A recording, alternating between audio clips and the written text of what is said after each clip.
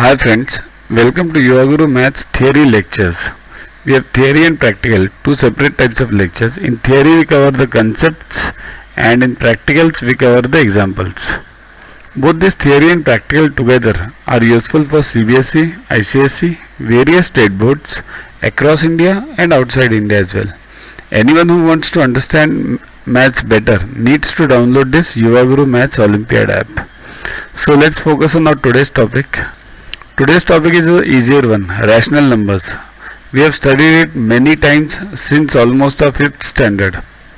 So what are rational numbers? A number is called rational if we can write the number in the form p upon q, where p and q are integers and importantly q is not equal to 0. This is very important.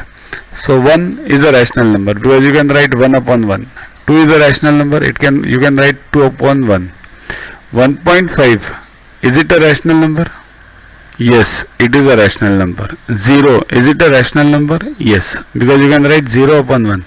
But can you write 1 upon 0? No. Q should not be equal to 0, means the denominator should not be equal to 0. Between the rational numbers x and y, there exists a relationship x. Actually, it should be between two rational numbers x and y. There exists a rational number x plus y, the whole upon 2. This 2 is for whole, x plus y. Okay. So it's correct. Take any two numbers, rational numbers, 2 and let's say 3. So 2 plus 3, 5 upon 2, 2.5. So 2.5 is also a rational number. Okay. Means any rational number, there exists a number which is half of the addition of these two numbers.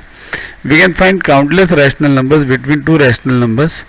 Minus x upon y is called the additive inverse of x upon y. Why additive? What is the meaning of additive inverse?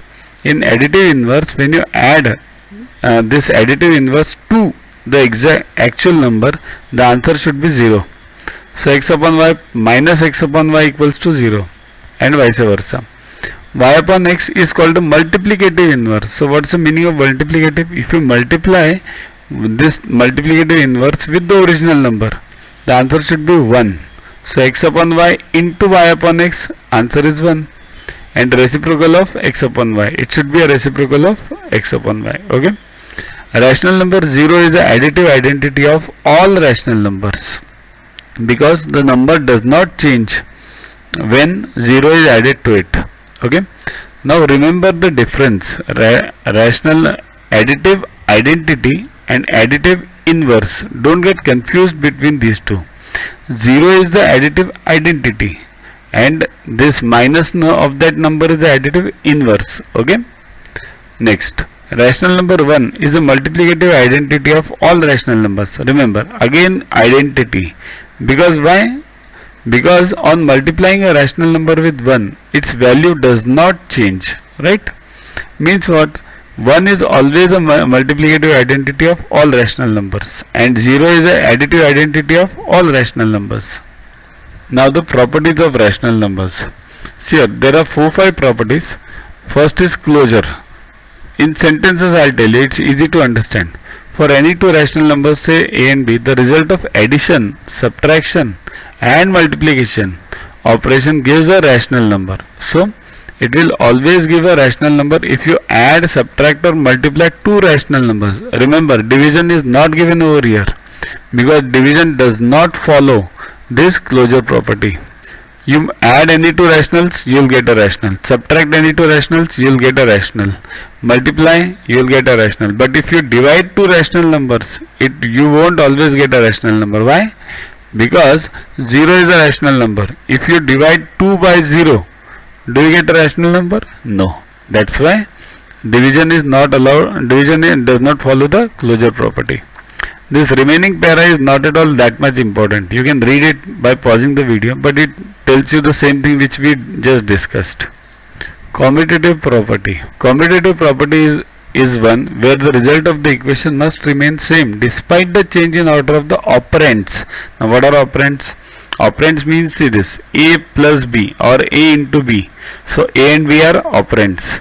So if you do a plus b or b plus a, both give you the same answer, right? That's why this is known as commutative property. Means if you change the order, then also the answer should not change. But then will division follow this property? No. Why? Because if you say 2 upon 3 and you change the order 3 upon 2, then is it same? No, different. For multiplication it's okay, for addition it's okay, for subtraction it's okay.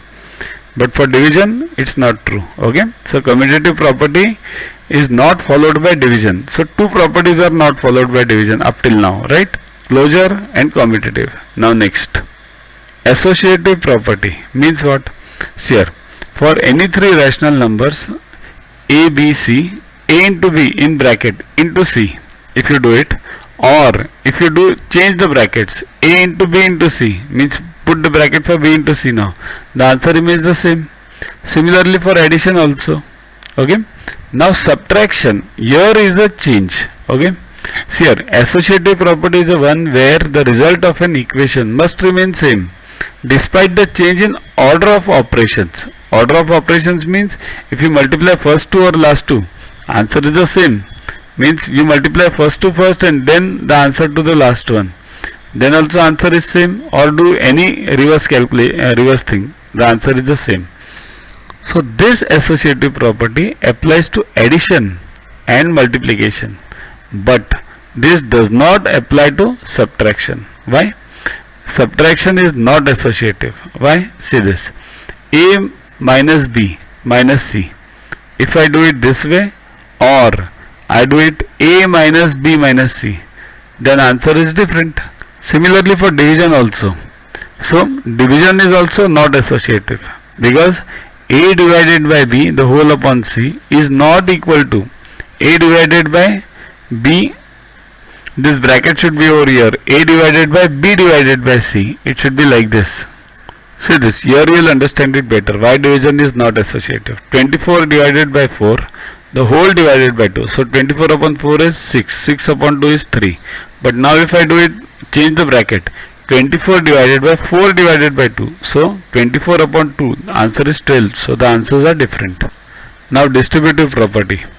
Given the three rational numbers a, b, c, and distributive of multiplication over addition and subtraction is respectively given as a into b plus c equals to ab plus ac. Okay, it's only up to this much. So similarly for minus also, a into b minus c equals to ab minus ac. So it is applicable to addition and subtraction. Okay, so multiply with addition or subtraction. Now negation of a number. For a rational number ab plus 0 equals to ab, right? Simple. When 0 is added to any rational number, the result is same rational number. Hence 0 is the additive identity. Already discussed. ab plus minus ab equals to minus ab plus ab equals to 0. So this is called as what? Additive inverse. Already discussed. Right? So ab minus ab is the additive inverse of ab. Similarly, the second part is the multiplicative inverse and multiplicative identity. Okay, one is the multiplicative identity, and upon this reversal is the multiplicative inverse. So this we have already studied. No need to waste our time. Representing rational numbers on the number line. In order to represent a given rational number a, where a and n are integers. Now a of n is what? It should be a upon n. It should be over here, where a and n are integers. It's a printing mistake. A upon n on the number line. Step 1, divide the distance between the two consecutive integers into n parts. Suppose if I tell you 2 upon 3. Okay, how will you represent? So 2 upon 3 means divide the number on a number line between 0 to 1 into 3 parts, because upon 3 it should be upon over here. These lines are not printed over here. So upon 3. So 3 parts in total, because upon 3. Then 2 upon 3 means 1 and 2. Take this. This number is known as 2 upon 3. Okay. Label the rational numbers till the range includes the number you need to mark. Means this one, 2 upon 3. Okay. This is easy to understand. Similar steps can be followed for negative rational numbers by repeating in the negative direction. Okay. Now rational numbers between two rational numbers. So the number of rational numbers between any two given numbers aren't definite, unlike whole and natural. Means what? There can be infinite rational numbers between two rational numbers. Can you tell me how many rational numbers are there between 2 and 3? Infinite. 2.1, 2.11, 2.1111, 2.112. You can go on and on. But how many whole numbers are there between 2 and 3? 0. Because 2 and 3 directly, there is nothing in between whole numbers. Similarly, natural also, nothing. Between two natural numbers 2 and 10, there are exactly 7 numbers, right? But between 2 upon 10 and 8 upon 10, there are infinite numbers that could exist. That's okay, means same example.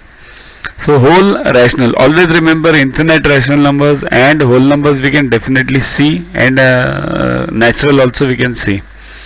Okay, so they are given two rational numbers. If you have to compare two rational numbers, always see to it that the denominators are same.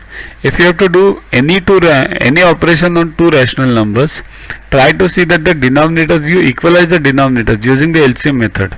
Then only you can compare whether it's bigger, smaller, whatever operations you have to do. So that was a theory on rational numbers. You can download Yuvaguru Yuvaguru Maths Olympiad app from Play Store to get these videos, tests, question banks with explanations directly on your mobile. These video lectures contain theory and practical, two separate types of video lectures. In theory we cover the concepts, and in practical we cover the examples. Both this theory and practical together are useful for CBSE, ICSE, various state boards across India and outside India as well. Anyone who wants to understand maths better needs to download this Yuvaguru Maths Olympiad app. Follow us on Facebook on this link. WhatsApp us on this number for any query related to purchases. Keep studying, keep watching. Thanks.